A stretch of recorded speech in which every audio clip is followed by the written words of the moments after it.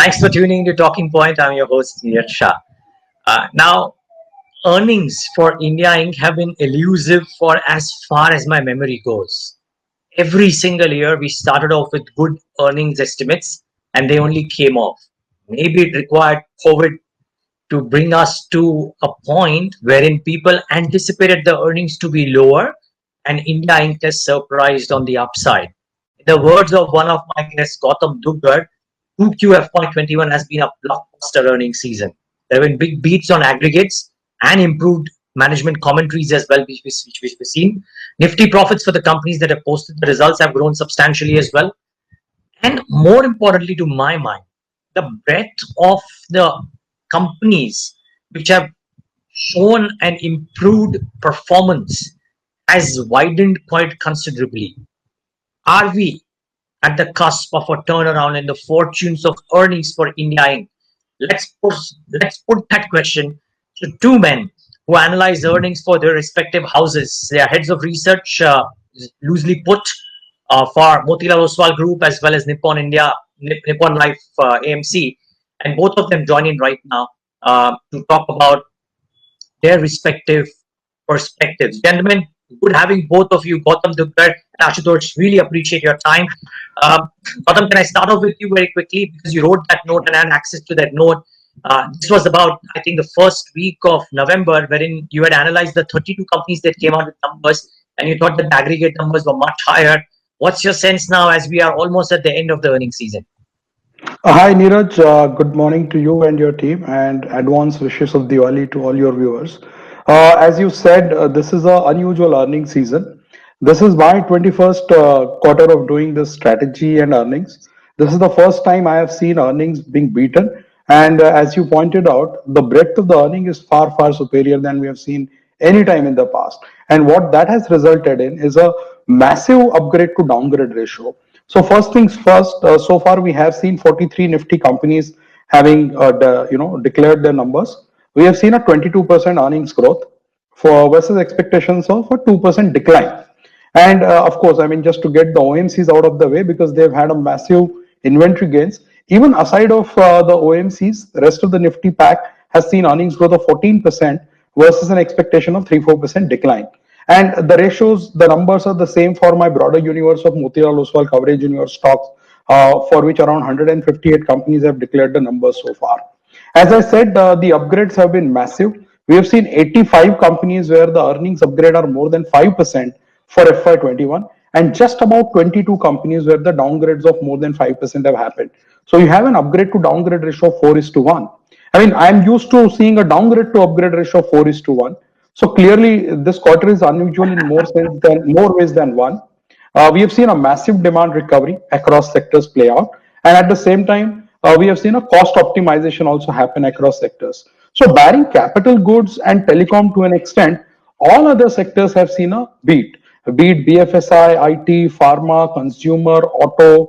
So across the board, there is a very strong beat, which has resulted in a 5 to 6% Nifty EPS upgrade already for FY21, and 3-4% for FY22 as well.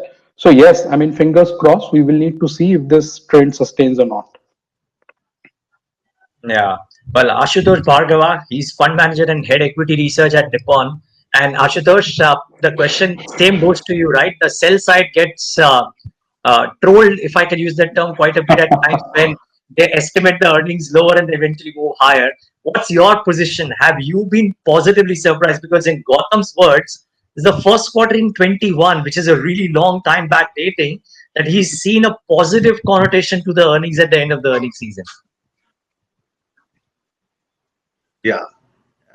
Part of it goes to the kind of crisis we have seen. This was a sudden crisis, bottom-up crisis, where first quarter you saw massive downgrades in earnings because no one knew what kind of recovery we would see. The past 5-7 years, what we have seen is that at the beginning of the year, buy side, sell side, all put together have higher expectation of earnings, and as the year goes by, you keep cutting down the earning. This time, because there was very sharp cut, and the recovery has surprised everyone.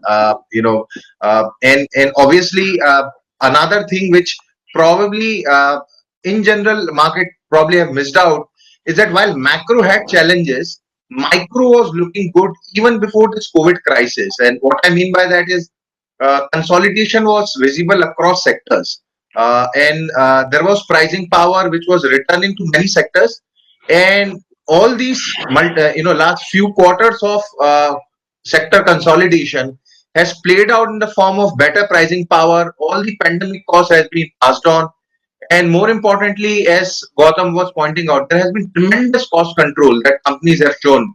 So better recovery means better operating leverage plus the cost control and pricing power all put together. For the first time, as he said, this is the kind of surprise. I think we have seen this kind of surprise only probably in the last decade in terms of earning surprise. I mean, in the last 10 years, I have never seen this kind of sharp upgrades in earning in a matter of a couple of months for Nifty. So yes, we are positively surprised and no complaints about that. No, why should we complain, really? But Gautam, tongue in cheek, can I ask you a quick question before you talk about specific sectors? Now that you've been positively surprised, or now that the street has been positively surprised, would the estimates for quarter three go up? And could there be a chance that in quarter three you might again be disappointed? And that's just loosely put. But is the optimism out there for quarter three because unlock is on, festive season demand might have been on, and therefore is the stage set for quarter three to also look very impressive? So, Neeraj, quarter three will also look good because sequentially you are seeing recovery, right? When we did our preview for second quarter, our expectations were 5-6% decline for second quarter. And for third quarter, we were then estimating a flattish kind of a number. Now, obviously, third quarter, the expectations have gone up. So, to that extent, you may not see such a big surprise now because second quarter was a bit unusual. You have seen a sharp demand recovery, but costs have not come back. So to that extent, there was a surprise built in into the P&L. Now that we have gotten used to this kind of an environment for last 6 months, I think the extent of surprise may be limited. And as you rightly pointed out, the festive season demand has been mixed, honestly. I mean, some sectors are reporting good numbers. Some sectors like auto, you're seeing a lot of noise from different segments. There's too much of data which is coming out in auto on a day-to-day basis, so one doesn't know what sense to make out of it. So I will wait to see for auto, particularly once November ends and festive season is out of the way, how the comparison looks for September to November this year versus September to November last year. But yeah, I mean, sequentially things are looking better. Neeraj, all of this you have to contend with the fact that now we are at 12,700 Nifty, no longer at 10,000 or 11,000. So a lot of it is also baked into the prices. So, and in fact, if I were to stretch that argument a little bit, what has been a big surprise of 2Q actually is apart from cost management and all, especially the financials, where till about 3 months back, whoever I was speaking to on financials and pitching it, I was getting a lot of pushback on restructuring, moratorium, uncertainty around the NPAs. Now that the numbers are out, management has spoken, you have seen the provisions.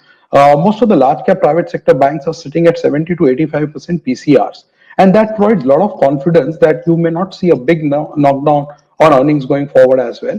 The game now shifts to FY22. Can we build on this recovery?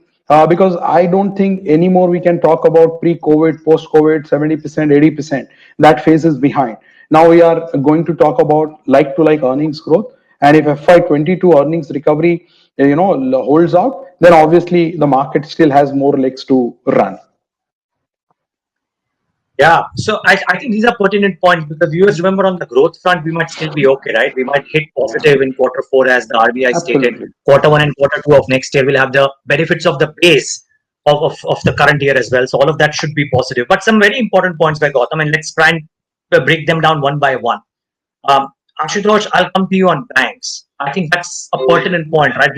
The space was not moving in the last 30 to 45 days. Banks have gotten some from the markets a bit of risk capital, if you will, and frankly, the collection efficiencies as well as the asset quality has largely been okay or maybe a positive surprise. What have you made of that, and how do you think that augurs for earnings in quarter three? Give us your assessment of how you thought quarter two earnings also shaped up, Ashutosh, for BFSI. Neeraj, one thing is there that there was not enough earning cuts for banks. While there were a lot of concerns and there were a lot of derating which happened, I don't think there was enough earning cuts that has happened. So likewise, you're not seeing a lot of earning upgrades also coming in the BFSI space versus the kind of price rise that we are witnessing. Definitely, asset quality has turned out to be much better. Companies have already provided a lot. And with the kind of macro recovery that we are seeing, the concerns have further mitigated.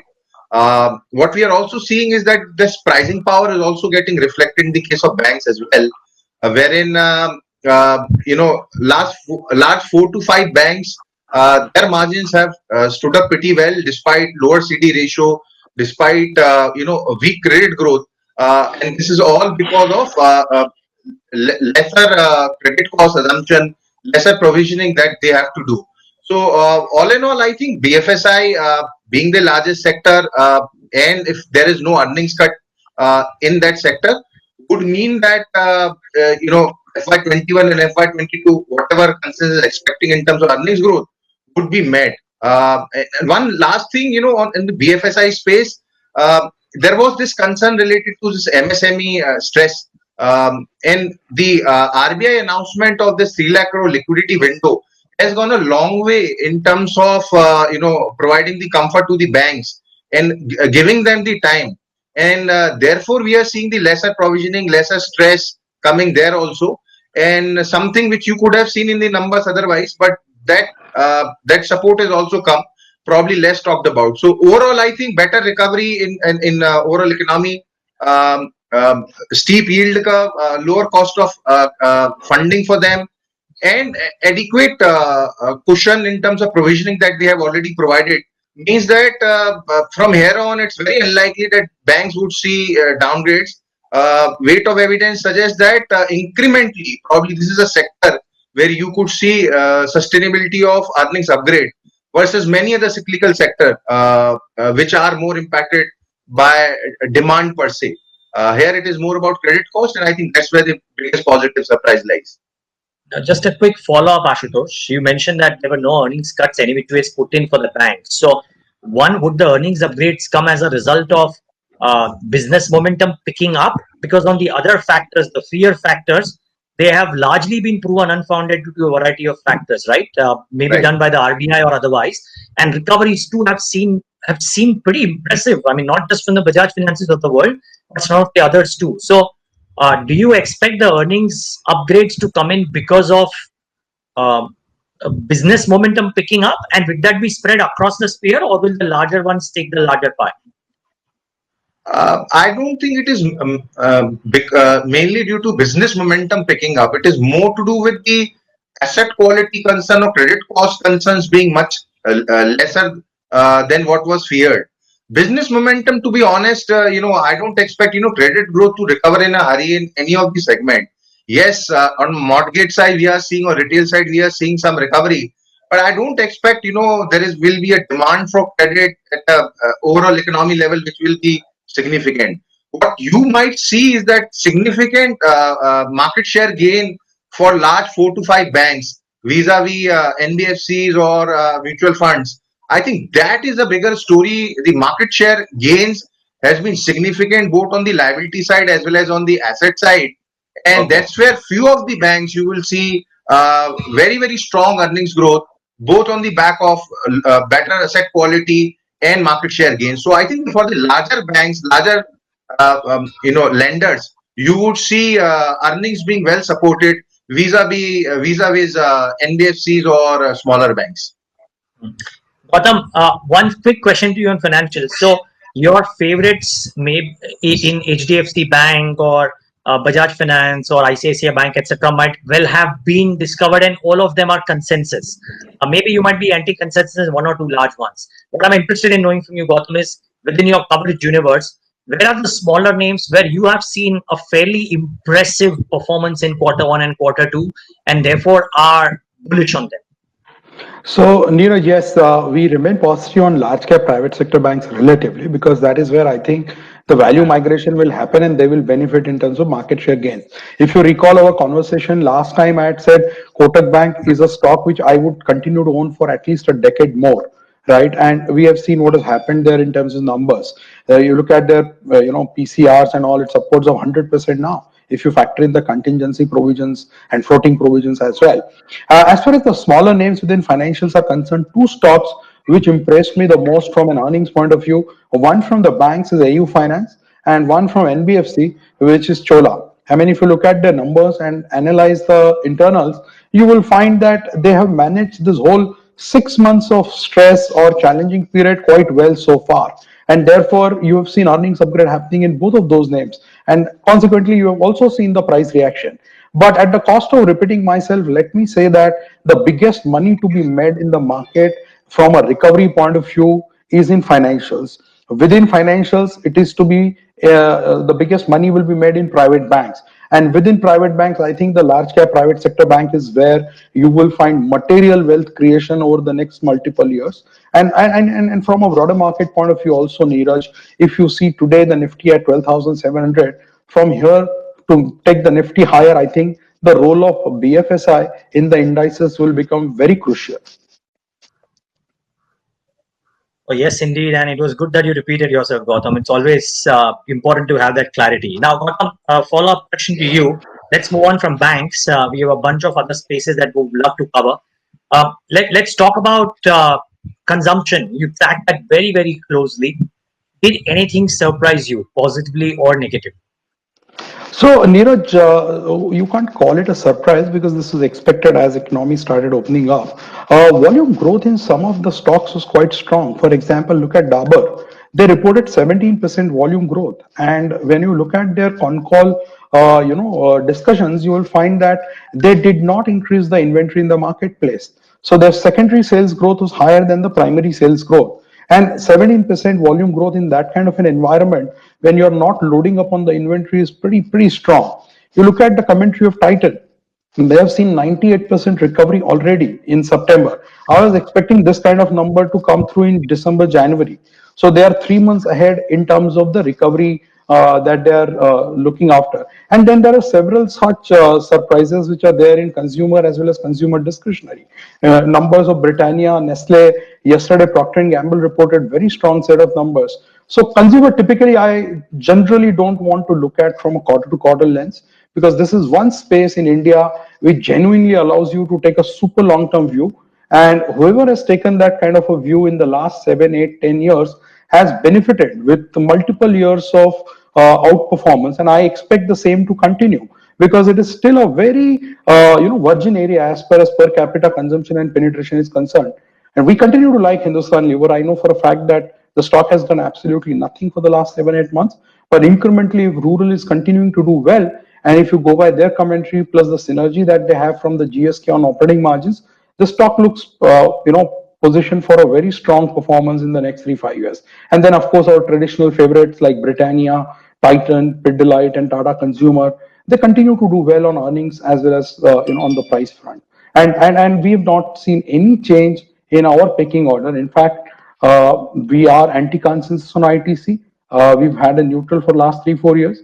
It today also has a zero position in my model portfolio. Well, thus far you've been proven so right, Gautam.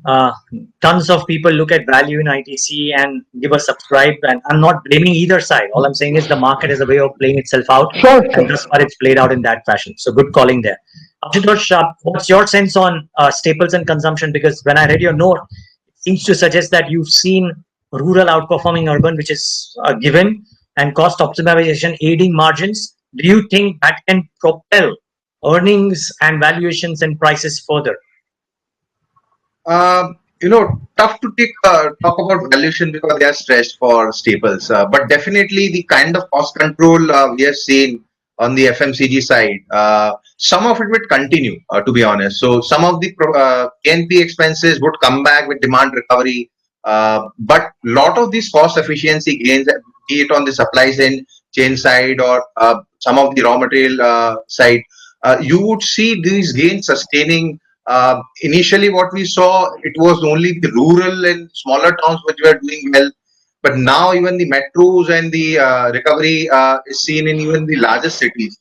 So I think the combination of decent demand recovery, better than expected demand recovery, and sustainability of some of the cost control measures would mean that from earning perspective or margin perspective, FMCG would continue to do well. The only challenge with the FMCG space remains with the valuations, which despite some of the underperformance of this space still remain elevated. And at a house level, this is one sector where we are underweight. While in many other sectors, we don't have this kind of deviation vis-a-vis the benchmark. So yes, the sector has done well, but valuation come as a constraint for us.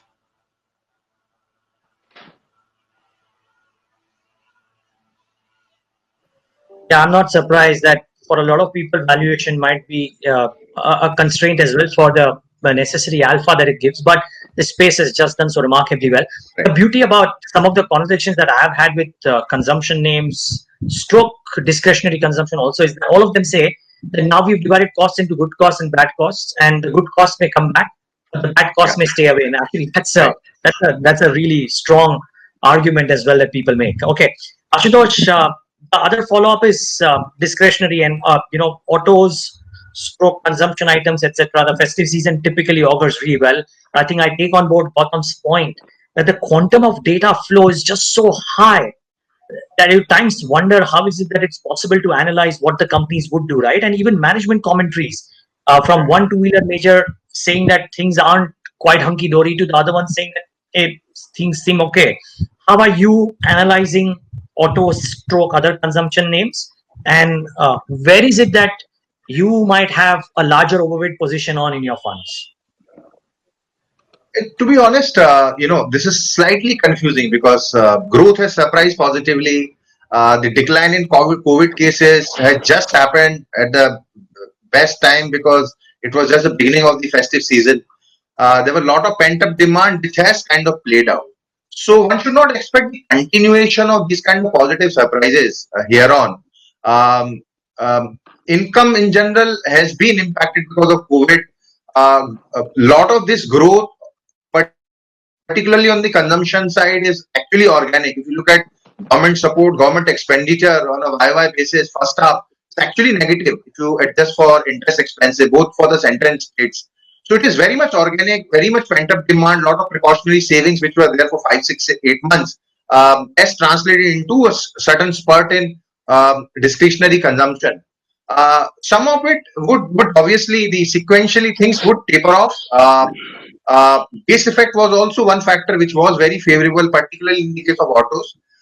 So I think from here on, news flow would be mixed. And this is what industry participants are also highlighting. News flow would be mixed. On the say non-auto white goods side, I think the competitive intensity, that is one area where the competitive intensity is actually has gone up on the white goods side. So there you may not see that kind of the earning support like you are seeing in other sectors where competitive intensity is favorable. So I think going into next year, a lot of expectation have been built. I find it difficult to believe that these expectations would you will see positive surprise on the discretionary consumption side in general. However, there are sectors which were particularly impacted because of COVID, like travel, hospitality, some of the sin sectors like alcohol, etc. They're obviously better than expected opening up of the economy, maybe better news on the vaccine. There you could see, those sectors could probably positively surprise in terms of the top line and growth recovery. But on the sectors like auto, etc., I think bulk of the positive surprise probably would have already come to my mind. And from here on, I think the recovery would be pretty much measured going forward. Okay, but I would suggest that maybe it's better to be data dependent. Okay, gentlemen, now I'll take in a couple of quick sectors from you, and then maybe just a view on what surprised you in the earnings season, if at all. Gautam, to you first. Can I talk about cement, Gautam? Sure, Because best that performing. gave some very, very strong surprise to a lot of people. How was your analysis? No, I think it has beaten expectations fair and square. Profit growth of 96% for our coverage universe, and similar kind of growth at PBT level as well. What is surprised is, as I said, the construction demand slowly has made a comeback. infrastructure, while still slow, but pockets of infrastructure have seen improvement. So housing demand, urban housing demand, or affordable housing demand. So that has helped them, beat the expectations on volumes. And then the biggest delta at the operating profit level came from cost containment. So if you look at the numbers that have been posted by some of these companies, 1600, 1700 rupees of EBITDA per ton, multi-year, multi-quarter high, and then that flowed through to the bottom line. So clearly, this is one cyclical space, Neeraj, which I have always preferred.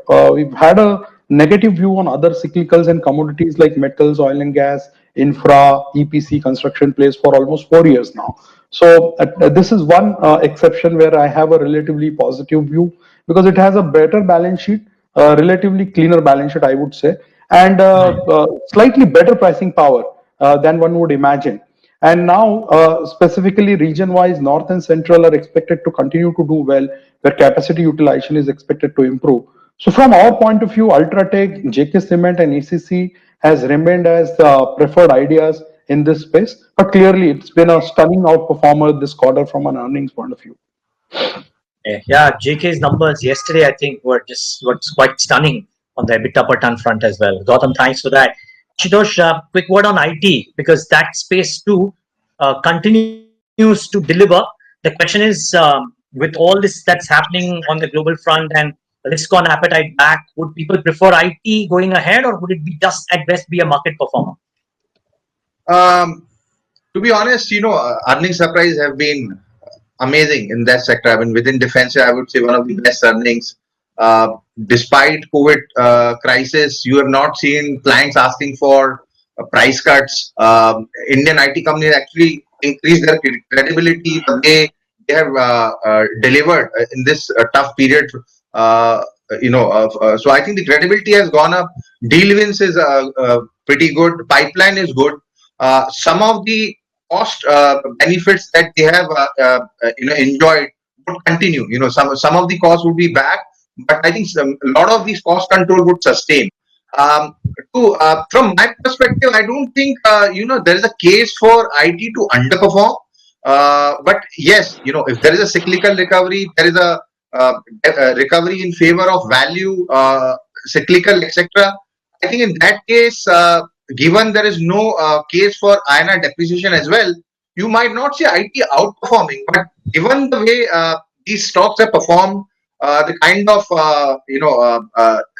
buybacks we are seeing in this sector, and the upside potential that we see from current market price after recent underperformance vis-a-vis the consensus target price, I think I would find it difficult to believe that this sector will underperform. So for me, it is a market performer or slightly outperformer from 6 to 12 month perspective. Within defensive, looks the best sector to me. Within defenses looks the best sector. Okay, Chairman, last 1 minute. So quick 1 minute answers from both of you. We haven't discussed quite the broader market form, but there too, I think the numbers and the earnings revisions have looked very okay. Commentaries look very nice. Gautam Duggad, non-large caps. Anything that stood out for you? Amongst the large cap? Yeah, no, non-large cap. Non-large cap. Non-large cap, I think the numbers from India Mart, Chola, some of these companies were pretty strong, and of course the mid-cap cement pack. So there are actually, Neeraj, to be honest, there is so much to choose from this quarter that it will be an injustice to choose just one or two companies. Normally, I would have done that job because you rarely get such kind of earnings. So this time around, your question should have been, which are the sectors which disappointed you? The answer would have been let's ask you that. Let's ask you that very quickly. So I think capital goods is one sector where the earnings have been very, very underwhelming.